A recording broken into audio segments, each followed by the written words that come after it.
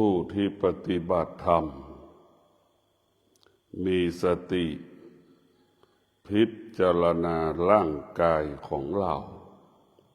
ที่มันเกิดอาการ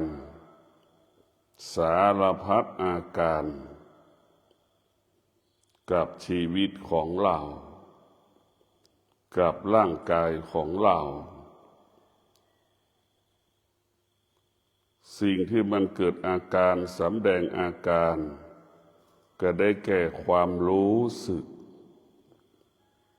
คำว่าความทุกข์เกิดขึ้นทุกชั่วโมงคำว่าความสุขเกิดขึ้นทุกชั่วโมงเรามีสติที่จะแก้ไขความสุขมีสติที่จะแก้ไขความทุกข์มิให้มันเกิดมีสติเท่าทานความทุกข์มีสติเท่าทานความสุขที่มันจะเกิดมีสติที่จะป้องกันทุกข์ไม่ให้เกิดมีสติที่จะป้องกันสุขไม่ให้เกิดเรามีสติที่จะปรับปรุงเปลี่ยนแปลงแก้ไขสิ่งที่มันเป็นปกติเรามีสติรู้สิ่งที่เป็นปกติมีสติรู้ให้เราจิตเราอยู่เหนือสิ่งที่มันเป็นปกติสุขเป็นปกติของมนุษย์ทุกข์ก็เป็นปกติของมนุษย์ธรรมะมันบอกให้เราอยู่เหนือความสุขให้เราอยู่เหนือความทุกข์ถ้าเราตกอยู่ใต้อำนาจความทุกข์เมื่อไหร่เราก็จะทุกข์ทวีคูณมากเท่านั้นเราตกอยู่ใต้อำนาจความสุขเราก็จะเป็นทุกข์มากเท่านั้นให้เราอยู่เหนือสิ่งที่มันเป็นปกติพอใจมันเกิดขึ้นทุกชั่วโมงเรามีสติที่จะหยุดยั้งมิให้ความพอใจเกิดขึ้นเรามีสติที่จะระงับความไม่พอใจที่มันเกิดขึ้นนี่เรามีสติก็คือการพิจารณาเฝ้าดูนั่งดูนอนดูสภาวะการเปลี่ยนแปลงของอารมณ์ที่มันถูกกระทบหรือผัสสะเป็นเหตุให้เกิดความทุกข์มันเกิดขึ้นที่ตาที่หูที่จมูกที่ลิ้นที่กายที่ใจของเรามีสติ เราเอาสติไว้ที่ตาเราเอาสติไปไว้ที่หูเราเอาสติไปไว้ที่จมูกเอาสติไปไว้ที่ลิ้นเอาสติไปไว้ที่กายกับใจเมื่ออายตนะมันมีสติสิ่งที่เป็นปกติเกิดขึ้นไม่ได้สิ่งที่เกิดขึ้นไม่ได้สิ่งที่เป็นปกติเกิดขึ้นไม่ได้สุขก็ดีทุกข์ก็ดีพอใจก็ดีไม่พอใจก็ดีสิ่งเหล่านี้จะเกิดขึ้นไม่ได้เพราะเรามีสติเหมือนเรานั่งเฝ้าประตูสติก็เหมือนคนนั่งเฝ้าประตูเมื่อเรารู้ว่าคนที่จะเข้ามาตรงนี้ถ้าเรามีสติบุคคลภายนอกเข้ามาไม่ได้เช่นเดียวเมื่อเรามีสติสุขทุกข์ก็เข้ามาไม่ได้พอใจไม่พอใจก็เข้ามาไม่ได้เรามีสติ ตัวสติก็เปรียบเสมือนยามที่เฝ้าบริษัทเหมือนบุคคลที่เฝ้าประตูมิให้บุคคลภายนอกเข้ามาในพื้นที่ต้องห้ามในพื้นที่ของเราหูก็เช่นเดียวกันหูมีสติสติก็จะเฝ้าไม่ให้เสียงที่เป็นกิเลสเกิดขึ้นที่หู ให้หูรับรู้เสียงที่เป็นธรรมมีสติให้หูนั้นมีสติให้หูนั้นดำรงตนด้วยเสียงแห่งธรรมเสียงใดที่ไม่ใช่ธรรมต่อสติก็จะปฏิเสธสติก็ขับไล่สติก็ปิดประตูไม่ให้บุคคลนั้นเข้ามาเพราะฉะนั้นพวกเราทั้งหลายเรามีสติที่จะแก้ไขสิ่งที่มันเป็นปกติทุกอย่างมันเป็นปกติของมันไม่มีสิ่งใดที่มันผิดปกติคนที่ผิดปกติก็คือคนที่ไม่มีธรรมะเท่านั้นถ้าเรามีธรรมะเราก็จะเข้าใจว่ามันเป็นปกติเราจะไม่เข้าไปยึดสิ่งที่มันเป็นปกติ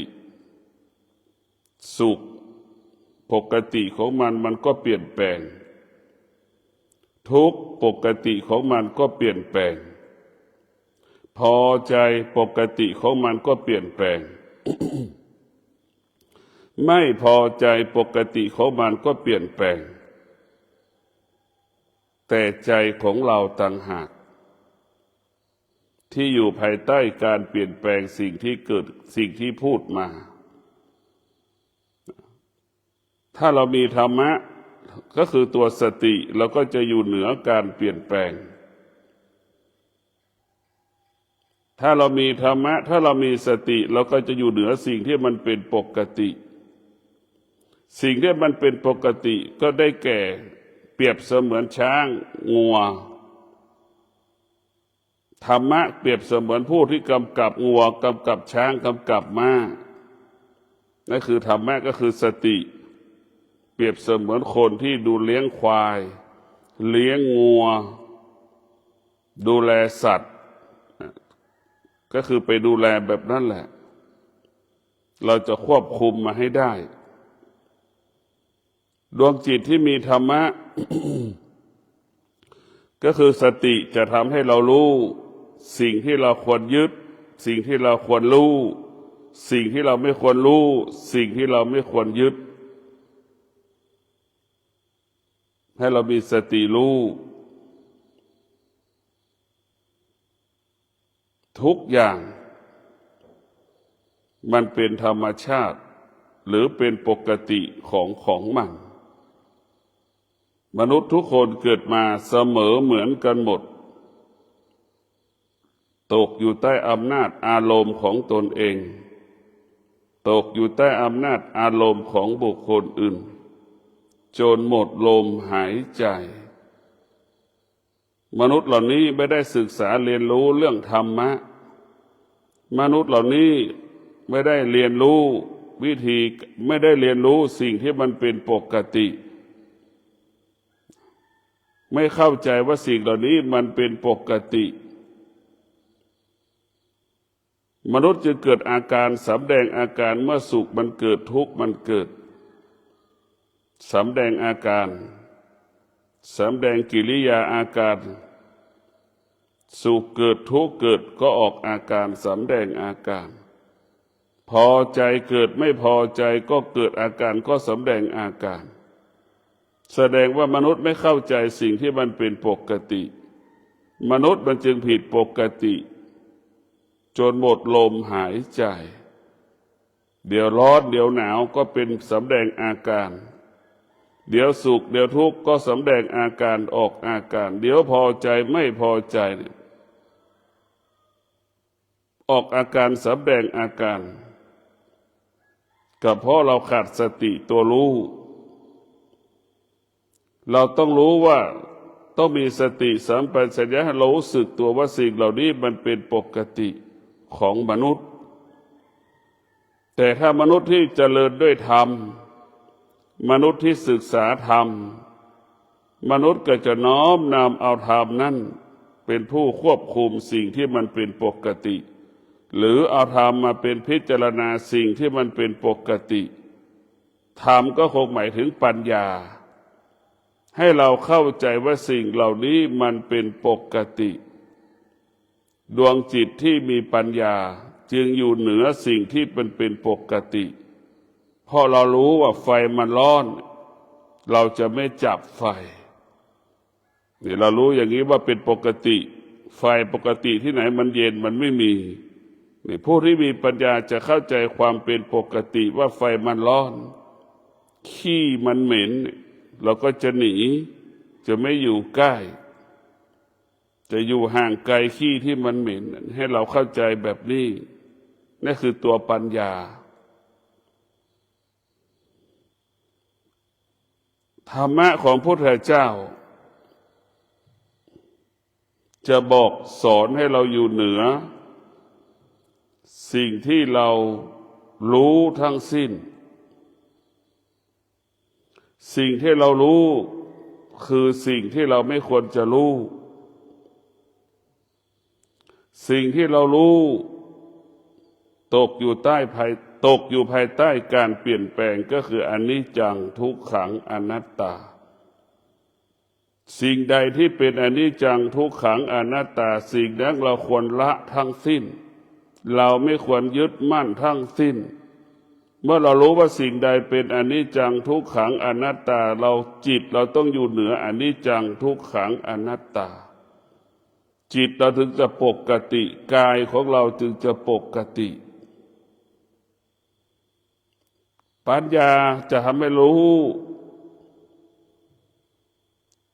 สิ่งที่เราไม่ควรรู้หรือสิ่งที่เรารู้แล้วให้เราละให้เราวางให้เราปล่อยดังพ่อแม่ครูบาอาจารย์ได้อบรมสั่งสอนจิตรู้สิ่งใดให้จิตละสิ่งนั้นจิตรู้สิ่งใดให้จิตอยู่เหนือสิ่งนั้นสุขไม่มีทุกข์ไม่มีสุขไม่เกิดทุกข์ไม่เกิดมีแต่คำว่าว่างเป้าหมายของธรรมะก็จะเกิดลักษณะดังที่กล่าวว่าจิตรู้สิ่งใดให้จิตละสิ่งนั้นจิตรู้สิ่งใดให้จิตอยู่เหนือสิ่งนั้นเรามีสติรู้เมื่อเรามีสติรู้สิ่งที่เราไม่ควรรู้เราก็ละเราก็วางสิ่งที่เราควรรู้มันก็ยึดถือยึดมั่นเช่นความอดทนสิ่งเราควรรู้ก็คือรู้เรื่องความอดทนอะไรจะเกิดขึ้นเราจะแก้ไขเราต้องอาศัยความอดทนเราจะเปลี่ยนแปลงสิ่งที่มันเป็นปกติเราจะเป็นต้องอาศัยความอดทนแต่ต้องอาศัยความอดทนดังเช่นความร้อนของแสงพระอาทิตย์มันก็ร้อนเป็นปกติของมันแต่เมื่อเรามีสติเราก็จะมีความอดทนอยู่กับความร้อนของแสงพระอาทิตย์นั้นได้อย่างเป็นปกติเนี่ยเรามีสติความอดทนนี่เราจะเป็นทุกข์ที่เปลี่ยนแปลงถ้าเราอยู่เหนือสิ่งที่มันเป็นปกติก็คือร้อนที่มันปรากฏเรามีสติถ้าเราจะอยู่เหนือสิ่งเรามีสติจะอยู่เหนือกับสิ่งที่มันเป็นปกติเช่นความหนาวเย็นมันเป็นปกติเราจะต้องอยู่เหนือมันเราจะใช้ความอดทนไม่อยู่เหนือความหนาวเย็นที่มันปรากฏพอถึงฤดูฝนมันตกเราก็มีสติอยู่เหนือฤดูของฝนที่มันตกเราจะอยู่เหนือมันทุกอย่างเรารู้เราอยู่เหนือสิ่งที่เรารู้นั่นแหละคือเราอยู่เหนือมันเรารู้แล้วเราอยู่เหนือสิ่งที่เรารู้นั่นแหละคือตัวสติให้เรารู้ถ้าเรารู้สิ่งที่มันเป็นอธรรมสิ่งที่เป็นอกุศลมันก็ไม่เกิดมันก็ไม่สามารถเข้ามาเกาะกายเกาะใจเราได้เรามีสติรู้เท่านั้นไม่ต้องมีเรื่องอื่นๆใดๆทั้งสิ้นถ้าเรามีสติรู้นี่ เราก็จะกายวาจาใจเราก็ปกติตลอดกาลเรามีสติรู้กายวาจาใจเราก็สบายแล้วมีสติรู้เมื่อเรามีสติรู้แล้วและเราก็ไม่รู้เรามีสติรู้และเราก็จะไม่รู้สิ่งที่เรารู้มันก็มีแค่นี้ไม่มีเรื่องอื่นๆใดๆทุกวันนี้เรารู้และเราเข้าไปยึดติดสิ่งที่เรารู้จึงเกิดภาระจึงเกิดปัญหาตั้งแต่หนุ่มจนตายเรารู้เราตกอยู่ใต้อำนาจสิ่งที่เรารู้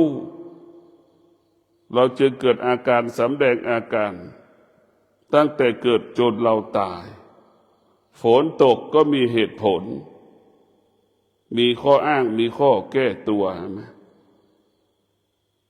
นี่เพราะเราไม่เข้าใจสิ่งที่มันเป็นปกติและดูหนาวปรากฏก็มีเหตุมีผลอีกเห็นไหมมีเหตุมีผลอีกฝนมันตกแล้วก็มีเหตุมีผลกับมันอีกนี่คือตัวที่เราขาดธรรมะเมื่อไหร่เราจะไม่รู้เมื่อเราไม่รู้เราก็มีเหตุมีผลเหมือนการปฏิเสธสิ่งที่มันเป็นปกติ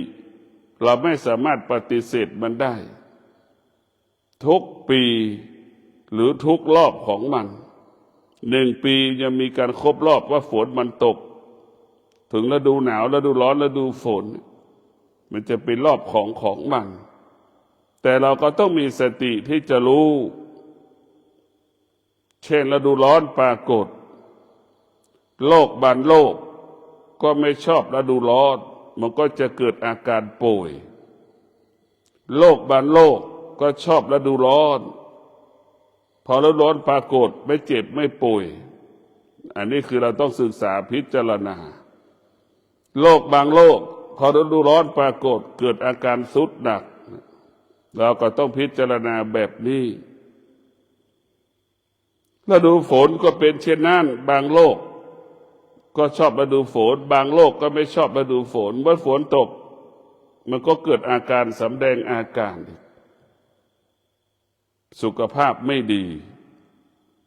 นี่เราก็ต้องพิจารณาว่าการเปลี่ยนแปลงสิ่งเหล่านี้มันเป็นปกติก็เหมือนคนอาชีพบางอาชีพบางคนก็ค้าขายฤดูร้อนได้อย่างเป็นปกติบางคนฤดูร้อนปรากฏขายของวัตถุสิ่งของบางอย่างไม่ได้บางคนก็ขายฤดูหนาวปรากฏก็ขายของได้อย่างสะดวกสบายบางคนฤดูหนาวปรากฏสินค้าขายไม่ได้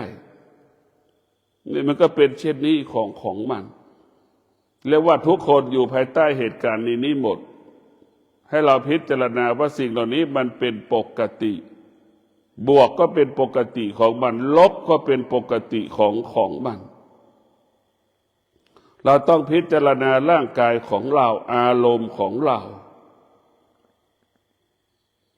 ร่างกายของเรานี่มันตกอยู่ใต้อำนาจของความโลภความโกรธความหลงโลภะโทสะโมหะสิ่งเหล่านี้เป็นของร้อนสิ่งเหล่านี้เป็นของเน่าของเหม็นบุคคลผู้ใดอยู่ใกล้ก็เป็นทุกข์เหมือนคนอยู่ใกล้ของเน่าของเหม็นก็เป็นทุกข์คนที่อยู่ใกล้ไฟก็เป็นทุกข์เมื่อเรารู้แล้วเราก็หลบหลีกหนีไม่อยู่ใกล้มิให้ความโลภความโกรธความหลงเกิดขึ้นโลภะโทสะเกิดขึ้นเนี่ยเราจะไม่ให้มันเกิดและเราจะไม่อยู่ใกล้มัน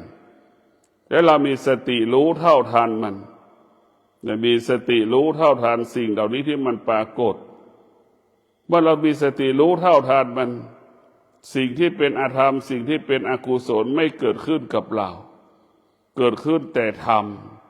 ธรรมนั้นจะงอกงามเหมือนต้นไม้ที่เราปลูก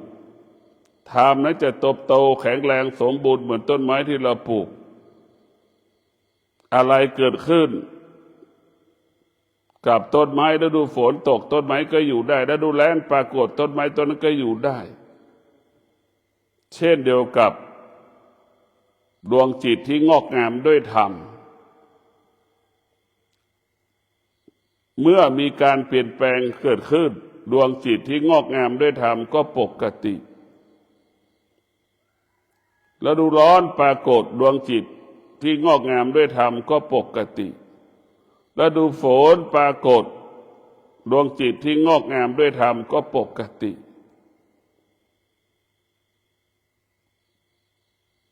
เมื่อฤดูหนาวปรากฏดวงจิตที่งอกงามด้วยธรรมก็ปกติเพราะนั้นจิตที่ฝึกฝนนี่จะปกติตลอดเวลาจะไม่ตกอยู่ใต้อำนาจสิ่งที่มันเปลี่ยนแปลงจิตที่ฝึกฝนจะอยู่เหนือสิ่งที่มันเปลี่ยนแปลงอะไรที่มันปรากฏเกิดขึ้นกระทบกับอายตนะจิตก็จะอยู่เหนือมันอยู่เหนือตาที่สัมผัสกับรูปอยู่เหนือหูสัมผัสกับเสียงอยู่เหนือจมูกสัมผัสกับกลิ่นอยู่เหนือลิ้นสัมผัสกับรสชาติอาหารอยู่เหนือกายกับใจที่เราสัมผัสถูกต้องเราจะอยู่เหนือมันทั้งสิ้นเมื่อเราอยู่เหนือมันเราก็ปกติของเรามันเป็นปกติทุกอย่างมันเป็นปกติถ้าเรามีธรรมะเราก็ปกติหากเราไม่มีธรรมะเราก็จะผิดปกติเราไม่มีธรรมะเราก็จะผิดปกติตกอยู่ใต้อำนาจสิ่งที่มันปรากฏกับชีวิตของเราร้อนปรากฏเราก็เกิดอาการสำแดงอาการหนาวปรากฏเราก็ตกอยู่ใต้อำนาจมันสำแดงอาการออกอาการนี่ถ้าเราไม่มีธรรมะเราก็จะผิดปกติถ้าเรามีธรรมะเราก็จะปกติอยู่เหนือสิ่งที่มันเป็นปกติโดยเฉพาะผู้ที่ปฏิบัติธรรมสตินี่สำคัญที่สุดรู้เมื่อเรารู้เราก็ปกติตลอดเวลาสิ่งที่เป็นอธรรมสิ่งที่เป็นอกุศลเกิดขึ้นไม่ได้ดังที่ได้กล่าวว่าสติรู้เปรียบเสมือนยามเฝ้าบริษัทหรือบุคคลที่เฝ้าประตูไม่ให้บุคคลภายนอกเข้ามาตัวรู้ก็คือตัวรักษาเช่นเหมือนยามดูแลประตูรักษาไม่ให้บุคคลภายนอกเข้าหรือป้องกันไม่ให้บุคคลภายนอกลุกลานพื้นที่ที่เราต้องห้ามของเราแต่เป็นเช่นนั้นแหละ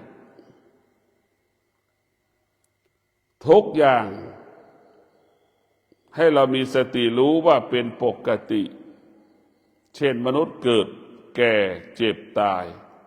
ก็มันเป็นปกติของมนุษย์หากมนุษย์ผู้นั้นได้รับการฝึกฝนอบรมเรียนรู้เรื่องธรรมมนุษย์ผู้นั้นก็จะผิดปกติผิดปกติอยู่เหนือสิ่งที่มันปกติดังพระพุทธเจ้าเป็นกษัตริย์ก็ยกฐานะเป็นนักพจน์นักบวชจากนักพจน์นักบวชเป็นศาสดาเอกของโลกอยู่เหนือสิ่งที่มันเป็นปกติเพราะฉะนั้นคำสอนของพระพุทธเจ้าเนี่ยมันไม่ใช่เรื่องยากมันเป็นเรื่องขึ้นที่กายที่ใจของเราต้องดูความหมายดูหลักของพระพุทธเจ้าพระพุทธเจ้าสอนให้เรารู้เรื่องความจริงเห็นความจริงตามความเป็นจริงดังเช่นเรากินข้าวเนี่ย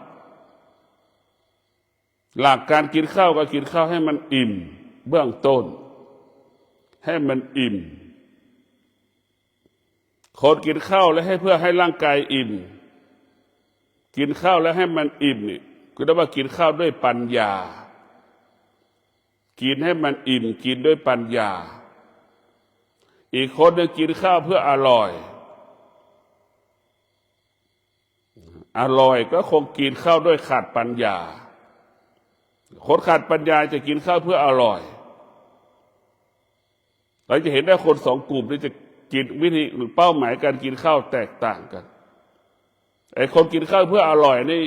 โอกาสจะได้กินอาหารเนี่ยแต่ละถ้วยได้ยาก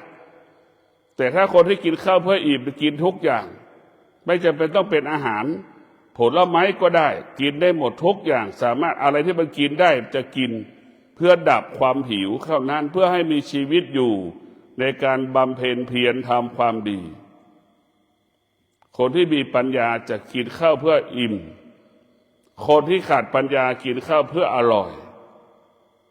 จมูกมันต้องอิ่มด้วยต้องยอมรับด้วยลิ้นมันต้องยอมรับด้วยนี่คนที่ขาดปัญญาจะกินข้าวตกอยู่ใต้อำนาจของกินของรสแต่อันที่แท้จริงเรากินข้าวเพื่อให้มันดับความหิวเราจะรู้แล้วว่าคนที่กินข้าวระหว่างอิ่มกับกินข้าวเพื่ออร่อยถ้าเราเอาธรรมะพุทธเจ้าไปจับเราก็เห็นชัดเจนแล้วว่าคนที่กินข้าวอิ่มก็เปรียบเสมือนคนที่มีวิชาคนที่กินข้าวเพื่ออร่อยก็เปรียบเสมือนคนที่มีอวิชชามันก็หลงทางในการกินคนที่กินข้าวเพื่ออร่อยก็เป็นมิจฉาทิฏฐิคนที่กินข้าวอิ่มสัมมาทิฏฐิคือเราพิจารณาตามความเป็นจริงตามความเป็นจริงมันเป็นเช่นนี้แต่ส่วนมากเราไม่ได้เอาความจริงตามความเป็นจริงไปจับและเอาความรู้สึกของจมูกของลิ้นเป็นหลักเอาความรู้สึกของตาเป็นหลักแล้วก็ปรุงแต่งคิดเองเองทั้งสิ้นจึงทำให้เราหลงทางหลงผิดเพราะความคิดเกิดจากตาสัมผัสกับรูปความคิดเกิดจากหูสัมผัสกับเสียงตายังไม่ได้เห็นหูจริงๆก็ไม่ได้ฟังคนที่พูดเราไปฟังอีกคนหนึ่งพูดกับมโนปรุงแต่งไม่ได้ยินเสียงเหมือนกันหูนี่แต่เราไม่ได้ยินคนพูดคนแรกแต่เราไม่ได้ยินคนพูดคนที่สองเห็นไหมพูดมันก็เพี้ยนไปแล้วเราก็มโนปรุงแต่งทุกอย่างถ้าเราเข้าไปยึดติดในสิ่งที่เรารู้แล้วเราก็จะหลงทางทันทีแต่เราหลงทางดังคนจำนวนมากหลงจนแก่เฒ่าแก่ก็ไม่ยอมรับว่ามันแก่สรรหาสิ่งต่างๆที่จะมาปกปิดความแก่มันปกปิดกายได้แต่มันปกปิดใจไม่ได้ทุกอย่างความจริงก็ปิดไม่ได้ความไม่เป็นจริงก็ปกปิดไม่ได้มันเป็นปกติของมันดีก็เป็นปกติไม่ดีก็เป็นปกติไม่มีใครปกปิดมันได้ทั้งสองอย่างมีพลังและมีอานุภาพปกปิดไม่ได้มันคงความเป็นปกติของมันให้เราเข้าใจเราทำดีเราก็รู้เราทำความไม่ดีเราก็รู้นี่เรารู้อยู่เป็นปกตินี่คือความจริงหลักธรรมของพระพุทธเจ้าให้เราอยู่กับปัจจุบันให้เรารู้เรื่องปัจจุบันไม่มีเรื่องอดีตไม่ยึดติดในเรื่องอดีตดวงจิตที่งอกงามด้วยธรรมไม่มีเรื่องอดีตดวงจิตที่ไม่มีธรรมจะรู้แต่เรื่องอดีตยึดติดแต่เรื่องอดีตเรื่องอดีตจะปรากฏขึ้นในจิตตลอดเวลาผู้ที่ปฏิบัติธรรมและธรรมะเกิดก็จะปลดเปลื้องทุกเรื่องที่เป็นเรื่องอดีตออกจากจิตใจเราได้ ระงับยุติสิ่งที่เป็นอดีตไม่ให้เกิดขึ้นที่ใจเราได้เพราะฉะนั้นธรรมะของพระพุทธเจ้าอยู่กับปัจจุบันเมื่อเราอยู่กับปัจจุบันแล้วกายก็สงบใจก็สงบเมื่อเราอยู่กับปัจจุบันแล้วความมั่นคงมันก็เกิดความมั่นคงเราจะนั่งสมาธิอยู่กับปัจจุบันเนี่ยมันก็เกิดขึ้นได้โดยง่ายถ้าเราอยู่กับอดีตการนั่งสมาธิเกิดขึ้นได้โดยยากเพราะฉะนั้นพวกเราทั้งหลายธรรมะของพระพุทธเจ้าคือหลักการสร้างความมั่นคงให้กับกายสร้างความมั่นคงให้กับจิตมิให้จิตหวั่นไหวไม่ให้จิตหวั่นไหวไม่ให้กายหวั่นไหวกายก็คือตัวรู้จิตก็คือตัวรู้มันเป็นตัวรู้ทั้งสิ้นทั้งกายทั้งจิตมันอาศัยกันจิตอาศัยกายกายอาศัยจิตเหมือนยุงที่มันกัดผิวหนังเราเห็นไหมจิตมันก็รู้กายมันก็รู้ในตัวเดียวกันทั้งสิ้นมันอยู่ที่เดียวกันทั้งจิตทั้งกายเราเจ็บปวดจิตมันก็รู้เพราะมันอยู่จิตกับกายก็อยู่ด้วยกันเห็นไหมแต่ไอ้ตัวรู้เหล่านี้ถ้าเรารู้แล้วก็อยู่เหนือสิ่งที่เรารู้เมื่อเราอยู่เหนือมันก็ทุเลาเบาบางลงแล้วมันก็เสื่อมไปในที่สุดเพราะเราไม่ตอบสนองมันเหมือนเราปลูกต้นไม้เราไม่รดน้ำต้นไม้มันก็เหี่ยวเฉาไปในที่สุดเราปลูกต้นไม้รดน้ำบ้างไม่รดน้ำบ้างถึงมันมีลูกมันก็ไม่แข็งแรงไม่สมบูรณ์จนถึงที่สุดมันแก่แล้วเอาไปทำพันธุ์มันก็จะสูญพันธุ์ไปในที่สุดนั่นแหละเราไม่ตอบสนองมันเมื่อเราไม่ตอบสนองมันก็เสื่อมไปในที่สุดถ้าเราไปตอบสนองเมื่อไหร่เหมือนเราเอาน้ำไปรดตามต้นไม้ต้นไม้มันก็โตวันโตขึ้นเพราะเราไปตอบสนองมันเพราะเราไปต้อนรับมันสิ่งที่เป็นอธรรมสิ่งที่เป็นอกุศลสิ่งที่เป็นกิเลสสิ่งที่เป็นตัณหาสิ่งที่เป็นราคะจึงเกิดขึ้นกับเราเกิดอยู่กับเราจนเราตายผู้ที่ปฏิบัติธรรมนี่ก็จะดับสิ่งเหล่านี้ระงับสิ่งเหล่านี้กำจัดสิ่งเหล่านี้ทำลายสิ่งเหล่านี้ไม่ให้เกิดขึ้นในกายในใจของผู้ปฏิบัติธรรมจะมีสติรู้ผู้ที่ปฏิบัติธรรมจะเป็นต้องมีสติใช้สติกำกับเท้าขวาเท้าซ้ายที่เราย่างกำกับอริยบททั้งสี่ของกายที่จะนั่งจะนอนจะเดินเราต้องรู้